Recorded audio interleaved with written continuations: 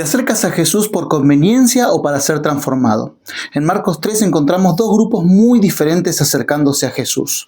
Unos lo reconocían, hablaban de él y hasta proclamaban quién eran, pero terminaron siendo rechazados.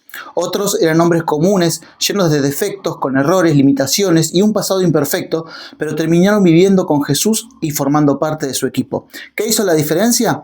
Quédate conmigo en Marcos, el Evangelio paso a paso, y descubramos cómo personas imperfectas llegaron a formar parte del mejor equipo del mundo.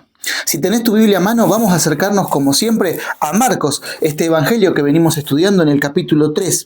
Y allí tenemos entonces unas historias a partir del versículo 7. Y vamos a comentar estas dos secciones de estudio que están pegadas entre sí. Luego del evento que estudiamos en el video anterior acerca de Jesús curando a alguien que tenía la mano seca, viene esto. Versículo 7. Pero Jesús se retiró al mar con sus discípulos. Y lo siguió una gran multitud de Galilea, también de Judea, de Jerusalén, de Idumea, del otro lado del Jordán y de los alrededores, de Tiro y de Sidón.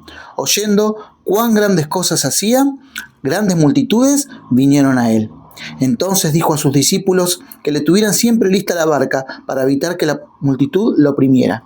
Pues como había sanado a muchos, todos los que tenían plagas se echaban sobre él para tocarlo. Ahí tenemos esta parte que nos habla acerca de la fama de Jesús. Marcos presenta que desde el norte, desde el sur y desde el este, allí de Israel, venían las personas acercándose a Jesús porque él curaba, él sanaba, él echaba fuera demonios. Jesús preparó una barca con el fin de que la gente no lo apretujara y él pudiera predicar mejor. De paso, hasta físicamente es así, ¿no? Cuando hay un gran auditorio, en algunas partes del mundo ocurre, suele ponerse un escenario después de una zona de agua y después del público, porque el agua ayuda a transmitir justamente mejor el audio.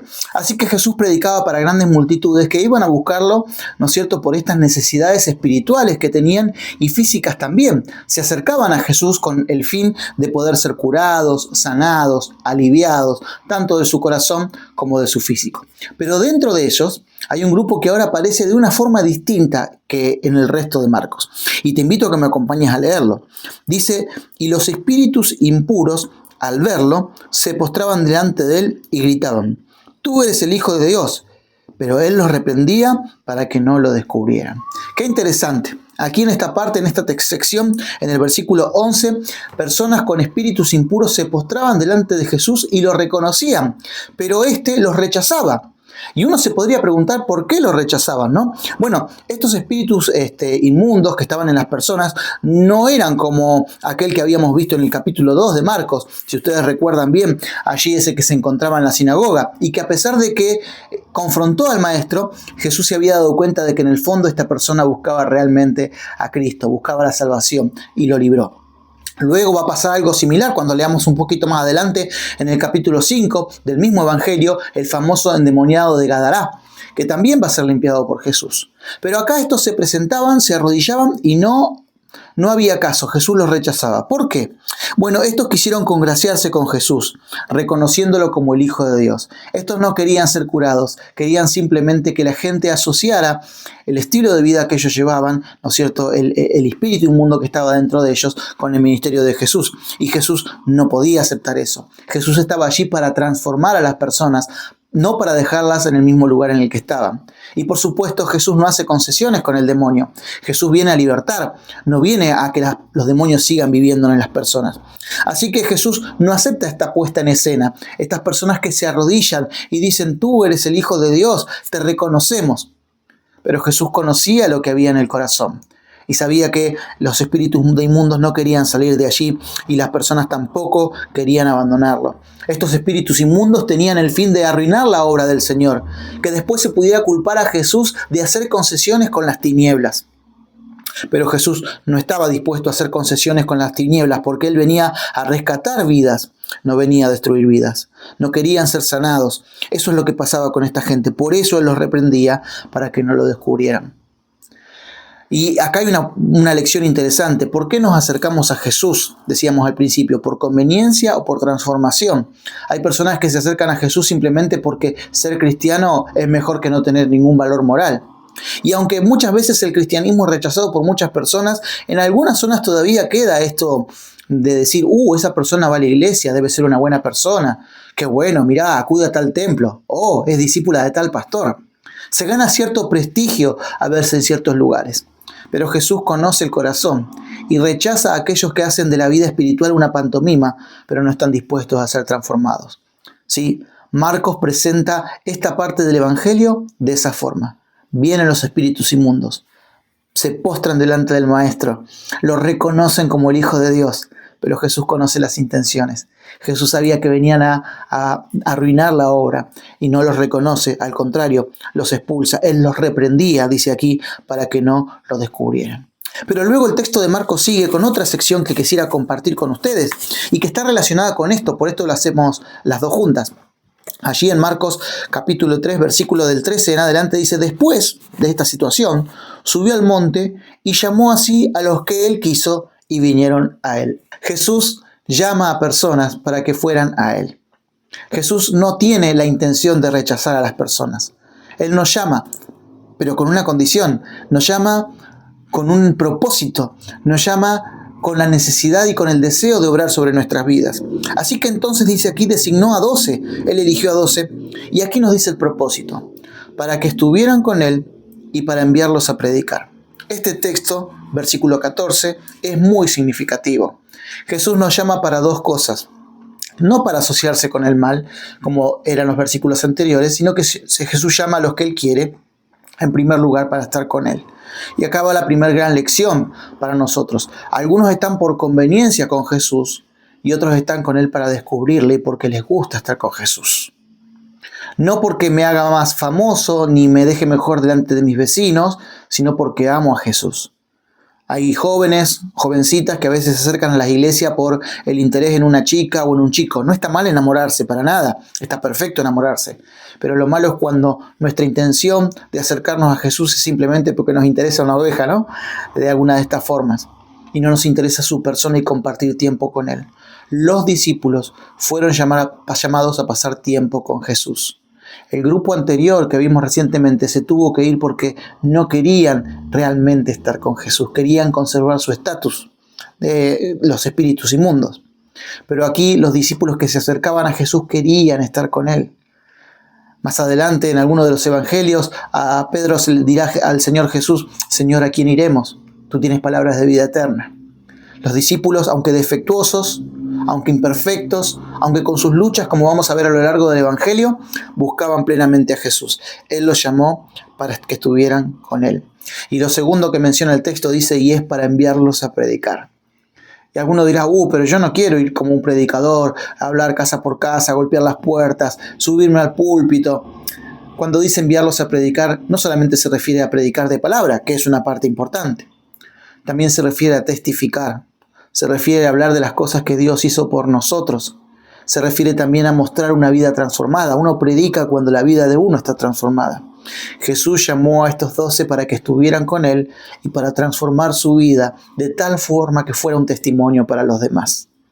Esa es la diferencia cuando nos queremos entregar a Jesús por conveniencia o cuando queremos entregarnos a Jesús para estar con él y para poder predicar el Evangelio. Ahí dentro de los 12, versículo 15 dice: y que tuvieran autoridad para sanar enfermedades y para echar fuera demonios. Jesús además los capacitó para que ellos pudieran hacer esta obra especial. Y a mí me encanta porque hay tres cosas que hace Jesús en estos dos versículos, ¿no? Y que puede hacer con vos y que puede hacer conmigo. Primero, cuando buscamos a Jesús, Él busca para que nosotros seamos transformados. Él quiere transformarnos y quiere perfeccionarnos. Quiere transformar nuestra vida. No es para que sigamos igual. Segundo, dice que el Señor Jesús los capacitó, los dotó con el don del Espíritu Santo. Es decir, además de que nosotros imperfectos vayamos a Jesús, Él nos capacita, nos da el poder, ¿no es cierto? Llama al Espíritu Santo para que esté junto con nosotros y pueda darnos fuerzas para dar un buen testimonio. Y por último, son enviados. Cuando estamos con Cristo tenemos un propósito. No podemos vivir la vida únicamente de las puertas de adentro de nuestra casa. Soy cristiano de las puertas para adentro y no incluyo a los demás. Eso no dice el texto. El texto dice: los llamó para que estuvieran con él y para enviarlos a predicar. Y los capacitó con el Espíritu Santo. Así que estas tres cosas hace Jesús. perfecciona, nos llama y nos perfecciona, nos dota del Espíritu Santo y nos envía a predicar. Estas 12 personas están descritas después, son personas muy comunes. Dice allí que estaba Jacobo, hijo de Zebedeo, Juan, hermano de Jacobo, a quienes apellidó Boanerges, es decir, hijos del trueno. Es decir, Marcos nos está diciendo, estos a los que llamó Jesús, algunos eran bravos, y eran tan bravos que Jesús les puso un sobrenombre, ¿no? Ahí vienen los hijos del trueno, porque eran bravísimos, ¿no es cierto? Pero estaban buscando ser transformados. Andrés, a Felipe, Bartolomé, Mateo, Tomás, Jacobo, hijo de Alfeo, Tadeo, Simón, el cananita, y Judas Iscariote, el que lo entregó. Hay de todo en la viña del Señor. Todos estos, con sus defectos, estaban mejor preparados para hacer la obra que aquellos que se postraron y dijeron, tú eres el Hijo de Dios, pero tenían los espíritus inmundos adentro. Es interesante saber que dentro de estos 12 discípulos había distintas profesiones. 6 de ellos, por lo menos, casi seguramente eran constructores, excepto ahí luego Mateo, que era un recaudador de impuestos, dice la Biblia. Se supone que Tomás era carpintero, constructor, probablemente, pero había también un caso extraño, el de Simón el Celote. Simón el Celote era una facción política que estaba intentando de derrocar y sacar a los romanos, y no siempre por los mejores métodos.